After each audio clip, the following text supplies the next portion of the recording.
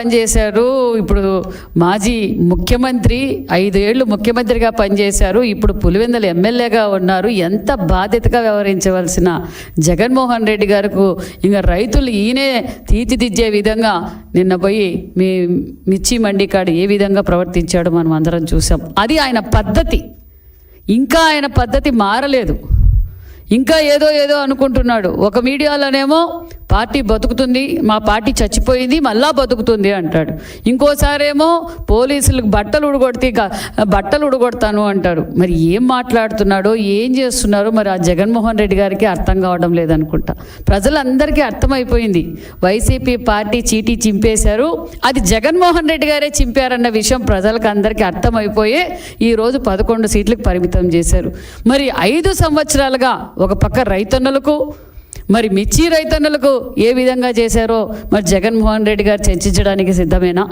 ప్రజలకు అర్థమైపోయింది. నిన్న వచ్చిన వారు కూడా మిర్చి రైతులు కాదు, మహాన్ బావా నువ్వు వస్తే మాకు ఇంకా నష్టం జరుగుతుంది, నువ్వు దూరంగా ఉంటే చాలని కూడా రైతన్నులు పక్కన మాట్లాడుకుంటున్నారన్న విషయం కూడా అందరికీ తెలుసు. మరి ఎవరు ఆ రేట్ ఫిక్స్ చేసింది? జగన్మోహన్ రెడ్డి గారు కాదా? మరి గతంలో తెలుగుదేశం ప్రభుత్వంలో 14-19లో మరి మిర్చి రైతులకు ఏ విధంగా ఆదుకున్నామో మీ అందరికీ తెలుసు. మరి మిర్చి రైతులకు కింటాకు 7,000 ఉన్నప్పుడు 2017లో ప్రభుత్వం 129 కోట్లతో కింటా కంటే 1,500 బోనస్ ఇచ్చి రైతన్నులు కాపాడిన ప్రభుత్వం తెలుగుదేశం ప్రభుత్వం. రైతన్నుల పక్షపాతి ప్రభుత్వం తెలుగుదేశం ప్రభుత్వం. అన్న నందమూరి తారక రామారావు గారి నుంచి నేటి చంద్రబాబు నాయుడు గారు, నారా లోకేష్ గారు, పవన్ కళ్యాణ్ అహర్నిశలు రైతన్నుల కోసం కష్టపడుతున్నారు. మరి ఈరోజు వాళ్ళ ఉనికి కోసం రాజకీయాలు చేస్తున్నారన్న విషయం అందరికీ తెలుసు. మరి గత 5 ఏళ్లలో జగన్మోహన్ రెడ్డి గారు పెట్టిపోయిన బకాయిలు, ధాన్యం కొనుగోలు బకాయిలు కూడా సుమారుగా 1,680 కోట్ల రూపాయలు నిధులు కూడా. ఎందుకంటే రైతన్నలు ఇబ్బంది పడకూడదు, రాజకీయాలు కాదు ముఖ్యం, రైతన్నలు ఇబ్బంది పడకూడదు అన్న ఉద్దేశంతో మాన్యశ్రీ ముఖ్యమంత్రి చంద్రబాబు నాయుడు గారు 1,680 కోట్లు బకాయిలు కూడా, గత ప్రభుత్వం బకాయిలు కూడా ఎన్డీఏ ప్రభుత్వమే చెల్లించిందనే విషయం కూడా తెలియజేస్తున్నాం. అదేవిధంగా నాణ్యతమైన ఎరువులు కావచ్చు, నాణ్యతమైన మందులు కావచ్చు, అదేవిధంగా గత 5 సంవత్సరాలుగా డ్రిప్ ఇరిగేషన్ లేక, స్ప్రింక్లర్లు లేక, ఏ విధంగా పనిముట్లు లేక కూడా రైతన్నులు ఇబ్బంది పడ్డారన్న విషయం ప్రజలందరికీ తెలుసు. మరి మీరు ఏం చేశారు రైతుల కోసం?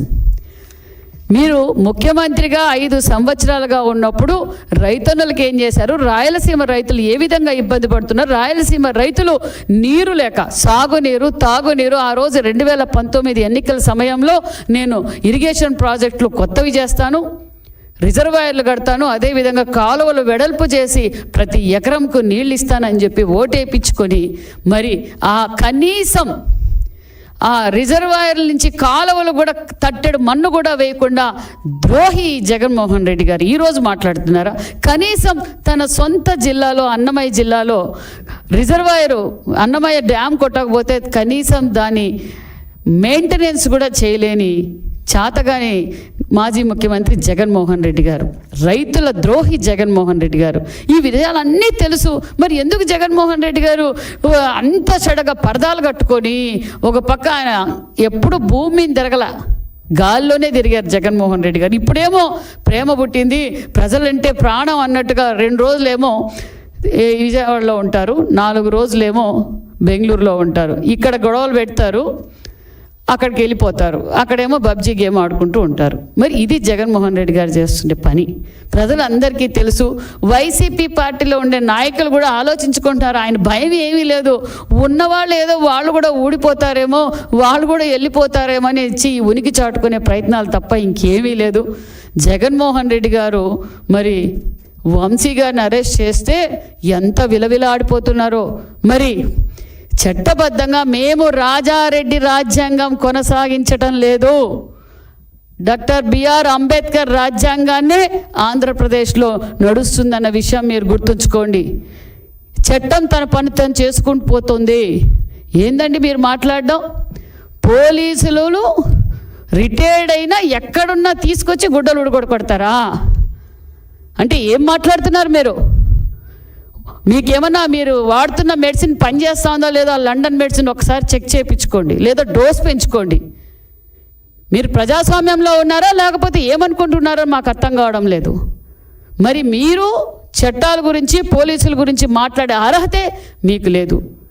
కనీసం ఒక మాజీ ముఖ్యమంత్రి కూతురు, మాజీ ముఖ్యమంత్రి గారి భార్య, మాజీ మంత్రి భార్య, అదంతా కాకపోయినా ఒక చారిటీ నడుపుతూ ఎంతోమంది విద్యార్థులకు విద్యాదానం చేస్తూ, ఎంతోమందికి వైద్యదానం చేస్తూ, ఎంతోమందికి ఉపాధి చూపిస్తూ, ఒక పక్క కరువు కావచ్చు, ఒక పక్క వరదలు కావచ్చు, ఏ సమయమైనా నేను సైతం అంటూ ఎంతో ప్రజాసేవ చేస్తూ రాజకీయాలకు అతీతంగా, పార్టీలకు అతీతంగా అందరికీ ఒక స్ఫూర్తిగా ఉండే మానవతా మూర్తి బూనమ్మ గారిని అసెంబ్లీ సాక్షిగా అసభ్యకరంగా మాట్లాడుతుంటే మీరు ఏం చేశారండి?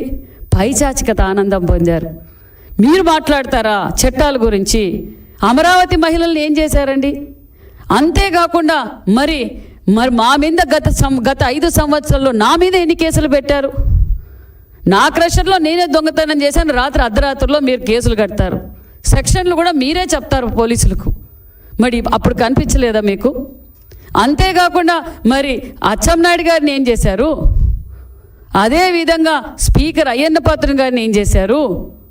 మరి కొల్లు రవీంద్ర గారు కావచ్చు, జేసీ ప్రభాకర్ రెడ్డి గారు కావచ్చు, అదేవిధంగా త్రిపులార్ గారు, మరి వీళ్ళంతా కనిపించకపోయినా కనీసం ఎంతో సీనియర్ నాయకులు, ప్రపంచంలోనే గుర్తింపున్న నాయకుడు, భవిష్యత్ తరాలకి ఎంతో విజనరీ కలిగిన నాయకుడు మరి మాన్యశ్రీ నారా చంద్రబాబు నాయుడు గారు కూడా అక్రమ కేసులో అరెస్ట్ చేశారు.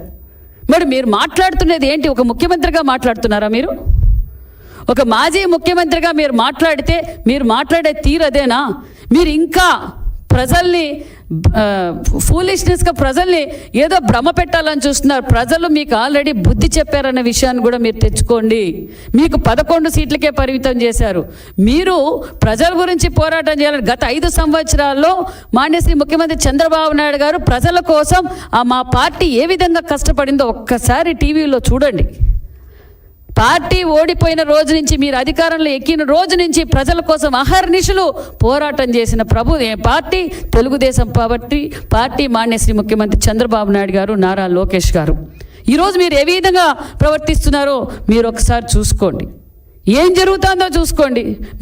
మీ పార్టీ క్లోజ్ అయిపోయిందన్న విషయం ప్రజలందరికీ తెలుసు. అందుకే మీకు 11 సీట్లకే పరిమితం చేశాం.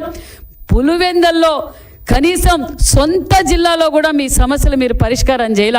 ఒక పక్క కడపకి వెళ్తే కాంట్రాక్టర్లు అందరూ వచ్చి అర్జీలు ఇచ్చుకుంటున్నారు. ఏంటి అంటే, మేడం మేము కాంట్రాక్టరు ఎవరో జగన్ రెడ్డి, మరి బిల్లులేమో అయిపోయినాయి అంటున్నారు, మేమేమో సబ్ కాంట్రాక్టర్లము, మా బిల్లులు ఇప్పించండి మేడం అంటే అక్కడ గ్రౌండ్లోకి వెళ్ళి చూస్తే వర్క్ చేయకనే బిల్లులు అయిపోయినాయి.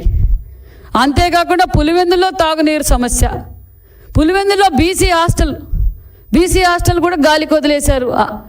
బీసీ బిడ్డలు చదువుకునే హాస్టల్ కూడా గాలికి వదిలేశారు. మీరు ఈరోజు రాజకీయాల గురించి, బాధ్యతల గురించి, చట్టాల గురించి మాట్లాడే అర్హతే మీకు లేదు. మీరు ముఖ్యమంత్రి గారి గురించి మాట్లాడతారా? మేము పులివెందుల్లో రివ్యూ పెడితే, మేము కడపలో రివ్యూ మీటింగ్ పెడితే, డిస్ట్రిక్ట్ రివ్యూ మీటింగ్ పెడితే కడపకు రారు. మరి అసెంబ్లీ సాక్షిగా అసెంబ్లీకి రండి, అసెంబ్లీలో చర్చిస్తాం. మేము 5 ఏళ్ళు అసెంబ్లీలో చర్చించలేదా? మేము గ్యారంటీ ఇస్తున్నాం. మా ముఖ్యమంత్రి గారు మాకు పద్ధతి నేర్పారు. కక్ష సాధింపు చర్యలు మమ్మల్ని మేము చెయ్యము.